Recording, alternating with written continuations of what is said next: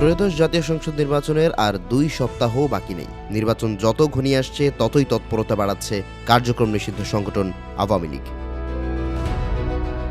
দিল্লিতে আয়োজন করা হচ্ছে সংবাদ সম্মেলন, আর ঢাকায় অস্থিতিশীল পরিবেশ তৈরির অপতৎপরতায় লিপ্ত সংগঠনটির নেতারা। এমন পরিস্থিতিতে বাংলাদেশে নির্বাচন হবে কিনা তা নিয়ে প্রকাশ্যে শঙ্কা প্রকাশ করেছেন হর্ষবর্ধন শ্রীংলা। ভারতের সাবেক হাইকমিশনার ও পররাষ্ট্র মন্ত্রণালয়ের সাবেক সচিব এক্ষেত্রে তুলে ধরেছেন নিরাপত্তাজনিত উদ্বেগের কথা। শ্রীংলার দাবি, বাংলাদেশে একটি অবাধ, সুষ্ঠু ও অন্তর্ভুক্তিমূলক নির্বাচন দেখতে চায় ভারত, যেখানে সব রাজনৈতিক দলের অংশগ্রহণ থাকবে। তবে বাস্তব পরিস্থিতি সেই দিকেই যাচ্ছে কিনা তা নিয়ে সন্দেহ প্রকাশ করেন তিনি।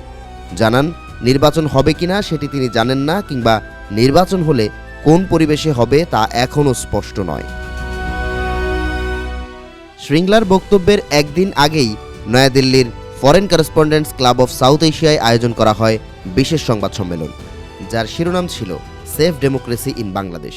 প্রেস কনফারেন্সে শেখ হাসিনা ঘোষণা করেন 5 দফা, যাকে বাংলাদেশের আরোগ্য পরিকল্পনা হিসেবে উল্লেখ করেন তিনি। এই 5 দফা শুধুমাত্র রাজনৈতিক দাবি নয়, বরং এটি একটি বিকল্প রাজনৈতিক রোডম্যাপ, যা সরাসরি বর্তমান অন্তর্বর্তীকালীন সরকারের বৈধতাকে প্রশ্নবিদ্ধ করে। নির্বাচন রুখে দিতে নেতাকর্মীদের সরাসরি নির্দেশ দেননি তিনি। এর পরিবর্তে ব্যবহার করেছেন কূটনৈতিক ভাষা, যেমন শহীদদের রক্তে লেখা সংবিধান পুনরুদ্ধার করতে হবে, জনগণের সহায়তায় আবারও সমৃদ্ধ দেশ ফিরিয়ে আনবে আওয়ামী লীগ ইত্যাদি। ভারত ও আওয়ামী লীগ এখন মিলেমিশে একাকার। এই অপশক্তিকে রুখে দেওয়ার চাপ আছে ডক্টর ইউনূসের ওপর। তবে শুধু এটিই নয়, চীন ও যুক্তরাষ্ট্রের মধ্যে ভারসাম্য রক্ষায় তৈরি হয়েছে চ্যালেঞ্জ।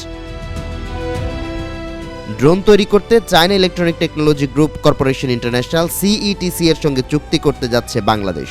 বিষয়টি ভালো চোখে নেয়নি যুক্তরাষ্ট্র। দায়িত্ব গ্রহণ করেই ঢাকায় নিযুক্ত মার্কিন রাষ্ট্রদূত ব্রেন্ট ক্রিস্টেনসেন জানান, চীনের সঙ্গে সামরিক ও নিরাপত্তা ইস্যুতে সম্পর্ক রাখার ক্ষেত্রে ঝুঁকি রয়েছে এবং যুক্তরাষ্ট্র এই বিষয়ে উদ্বিগ্ন। এমনকি জাতীয় নিরাপত্তা উপদেষ্টা ডক্টর খলিলুর রহমান ওয়াশিংটন সফরে গেলে তাকেও এই প্রকল্প থেকে সরে আসার পরামর্শ দেওয়া হয়। উল্টোদিকে প্রকল্পে অগ্রগতির জন্য জাতীয় নিরাপত্তা উপদেষ্টাকে শুভেচ্ছা জানিয়েছেন চীনা রাষ্ট্রদূত। মার্কিন রাষ্ট্রদূতের বক্তব্যকে দায়িত্বজ্ঞানহীন ও ভিত্তিহীন বলে মন্তব্য করেন তিনি। জানান, ঢাকা বেইজিংয়ের দ্বিপাক্ষিক চুক্তিতে হস্তক্ষেপ করতে পারে না ওয়াশিংটন। শেষ মুহূর্তে যুক্তরাষ্ট্র, চীন আর ভারত এই ত্রিমুখী চাপকে কিভাবে সামলাবেন ডক্টর ইউনূস, এখন সেটিই দেখার বিষয়।